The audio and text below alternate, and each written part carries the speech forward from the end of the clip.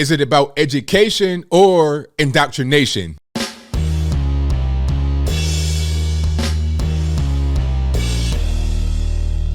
How's everybody doing? My name is Anthony Brian Logan, and today we got to talk about Condoleezza Rice and her recent appearance on The View, where she spoke about critical race theory. Now, this has been a really hot button topic over the past few days, weeks, months, and really years, but it's definitely been hot like fire over the past few months in public K through 12 school, also in college, because a lot of parents, administrators and whatnot, they want to push critical race theory on to kids. Now, what is critical race theory, also known as CRT? Well, to sum it up in a nutshell before we get to the video of Condoleezza Rice, it's if you are a white person, you are a racist, you are an oppressor. If you're black or non-white, you are a victim of the oppressor. That's kind of what's going on. Now, there's a little bit more nuance to it than that, obviously. But if you want the Cliff Notes version, that's it. People like myself, many of you guys out there, and Condoleezza Rice don't like this. This is not how you should teach small kids. But before I go any further, let's roll the clip. In this clip, you're going to see the back and forth between Condoleezza Rice and the ladies on The View. After we get done with that, I'll come back. I'll talk about what was said there. Then I'll give you my 2 cents and my deep, detailed analysis. And then I'll wrap it on up with a nice bow on top. So without further ado, let's go ahead and roll it.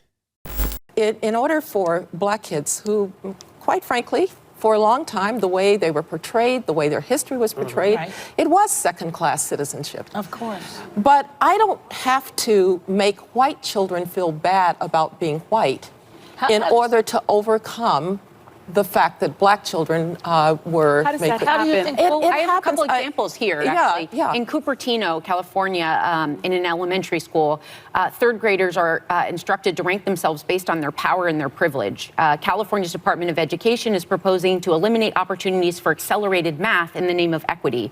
In Greenwich, a white bias survey is handed out to 7th grade English class. A New York private school is... separating by race, gender, and ethnicity. White identifying group met with a white consultant who displayed a slide that named supposed characteristics of white supremacy.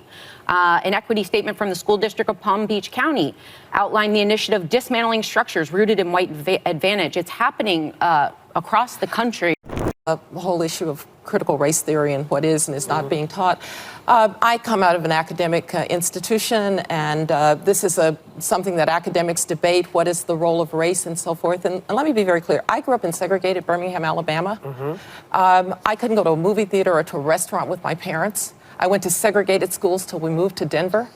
My parents never thought I was going to grow up in a world without prejudice, but they also told me that's somebody else's problem, not yours. You're going to overcome it, and you are going to be anything you want to be. And that's the message that I think we ought to be sending to kids. One of the worries that I have about the way that we're talking about race is that it either seems so big that somehow white people now have to feel guilty for everything that happened in the past. I don't think that's very productive. Or black people have to feel disempowered by race. I would like black kids to be completely empowered, to know that they are beautiful in their blackness. But in order to do that, I don't have to make white kids feel bad for being white. So somehow this is a conversation that has gone in the wrong direction. All right, so you saw that, you heard that. Now, that was fantastic from Condoleezza Rice. I couldn't have said that really any better myself, especially coming from her point of view. Growing up in Birmingham, Alabama, during segregation, during some actual racism. You see, before I touch on what she said, let's back up and address the whole idea of racism. People say that there's racism in America today, 2021. Now, if there is racism, what are we talking about? Are we talking about dogs getting sicked on black folks just because they're black and they're protesting some actual unjust laws like if you're black, you can't go into this place? Are we talking about that kind of racism? Are we talking about a black person being hung from a tree by 1,000 white people? Are we talking about that kind of racism right now in 2021? I don't think so. Really, if there's racism, it's the other direction. It's not toward black and brown people from white people. It's from black and brown and white people, quite frankly, to white people. That's generally what the racism is all about. Affirmative action and all this BLM, Antifa stuff. That's the racism that's happening right now. It's not about black and brown folks being victimized. And what Condoleezza Rice said hit the nail on every single head. If she was built in the house, it'd be done in a day. Going back to her childhood, her upbringing, growing up in real racism, she's able to understand what we identify as racism right now is not really racism. It's just people being inconvenienced or they got their feelings hurt. They want to see things go their way. So then they want to cry racism. They want to cry discrimination and white supremacy. And they want to brainwash your children. You shouldn't be making little kids feel bad for the things that were happening during Condoleezza Rice's youth. They had nothing to do with it. They're innocent kids. It doesn't even matter if they're parents. You could come from bad parents. They may have been the ones that were out there doing whatever, even though they're not. Because if you are, 5, 6, 7, 8 years old, your parents probably weren't even around back during Condoleezza Rice's time. Okay? She's probably in her 60s or 70s. She has kids that are probably old enough to be the grandparents of the baby or the little kids that are coming up now. So we're not talking about their parents, we're talking about maybe their grandparents, and they probably weren't even racist. They're probably just regular, everyday normies, not even involved in racism. So how was it possible to blame the kids? Okay, they're talking about slavery and things like that. Oh, white people own black people. Well, the truth is that most of the whites in the country right now today, 2021 in the USA, they don't have any ancestry that goes back to slavery in America. They probably came Ellis Island and stuff like that in the 1900s. Most of them. A lot of the whites that have been here since slavery, that's your poor white trash. And the Appalachians and the Deep South and stuff like that. That's the reality, if you want to keep it all the way real. But again, the kids are totally innocent. So why make the kids feel bad? What's the purpose in doing that? I feel like it's these race warriors trying to attack white people, and they want to attack their kids first. And they also want to brainwash them so when they get to be adults, they'll do their bidding. A lot of the teachers right now that you see, a lot of the young people that's in their, early 20s and whatnot, these blue and green hair and piercings everywhere. I'm not judging everybody that has that, but you understand the look I'm talking about. You understand the general far leftist look. Not everyone who looks like that is a far leftist, but generally you can roll the dice and be right on that. You understand? But I digress. The point is that a lot of the teachers now that want to push CRT, they probably were brainwashed when they were kids to push CRT. The same way they're brainwashing kids now to do the exact same thing that they are doing.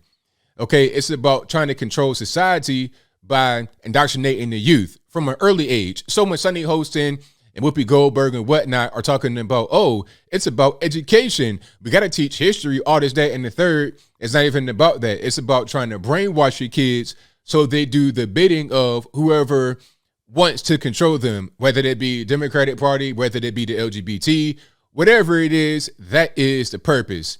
And I think Whoopi was talking about, or somebody was saying, it might have been Joy Behar, talking about, well, kids in Germany, they go to the concentration camps, they go to Auschwitz and whatnot for field trips. So they understand the history of the Holocaust.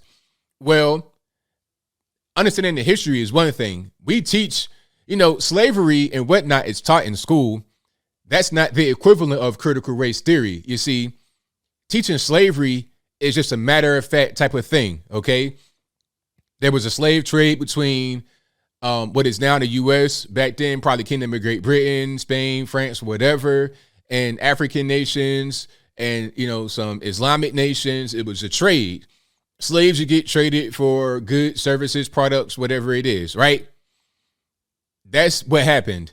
It wasn't a thing like, well, the white man came on the shores of Africa with a net and caught the slaves like they were crabs on the beach. That's not what happened. It was a trade. A lot of the African tribes would go to the interior of the continent, capture their rival tribes, rather than killing them, which is what they normally would do. They put them in the castle that the white man built right on the coast. White man pulls up, offloads the products, the goods, whatever, unloads the slaves, sends them to America, sends them to the Caribbean, sends them to Brazil, wherever they got to go. That's what happened. Now, when you're trying to get into this whole thing of, oh, if you're a white person, that means that you're responsible for it. Even if you're 5 years old, you can barely spell and read your own name and whatnot at that age. You still struggling to color in between the lines, but it's your fault that slavery happened 500 years ago. I mean, how does that make any sense at all? It does not make any sense. So when someone says, oh, we want to teach history, you can teach history without trying to blame someone right now for what happened back then. And don't break up the classroom by race. What type of sense does that make? If you want to teach something, teach everybody at the same time. Don't just teach certain kids individually. You see, when you do something like that, it makes kids think they did something wrong, because normally when kids are broken up like that, taken away from the class, that's like detention. What they call that back in the day? In-school suspension, ISS, OSS. When you're sent home for 3 days, you did something bad. You got into a fight. You didn't, brought something to school you shouldn't have brought to school. That's what that is for. Not because you just happen to be a white kid in the classroom and they want to try to tell you how racist you are and how much of an oppressor you are.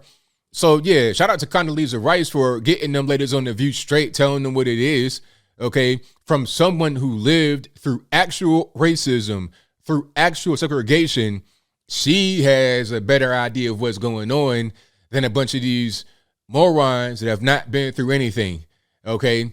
They live in one of the easiest times to produce and live and thrive in America, but yet they act like this is the worst time in the world. They look at things like the whole January 6th kerfuffle as the worst thing that ever happened to America, because they've never experienced any kind of real trouble. They've never gone through anything really, really, really bad. So they look at any little thing that they think is bad, going back to their brainwashing, look at any little thing like that and magnify it to be the worst, which is why they say that January 6th was worse than 9/11. That doesn't make sense at all if you're looking at it from a logical point of view. But if you have the lens of a brainwashed person, it makes perfect sense. But I think I'll leave that right there for now. And what said you? How do you feel about what Condoleezza Rice said? Do you think that CRT is going too far? Should it be taught in school? Should it not be taught in school? Whatever your thoughts on that are, let me know in the comments below. You guys know where I'm at. I support what Condoleezza Rice said 100%. As far as her politics specifically, that's a different story. I'll talk about maybe in a different video. But for right now, what she said is right on point. It was kind of hard for the audience to really applaud. It's kind of like you're looking around like, is anybody else clapping? That's kind of the way it was. But at the end of the day, it doesn't matter if anyone else applauded. It doesn't matter what the people on The View said. What's right is right and what's wrong is wrong. And I appreciate anyone standing up for what's right. But whatever your thoughts are, please let me know in the comments below. And that's all I got to say for this video. If you like what you heard, please comment, rate, share, and subscribe. Peace.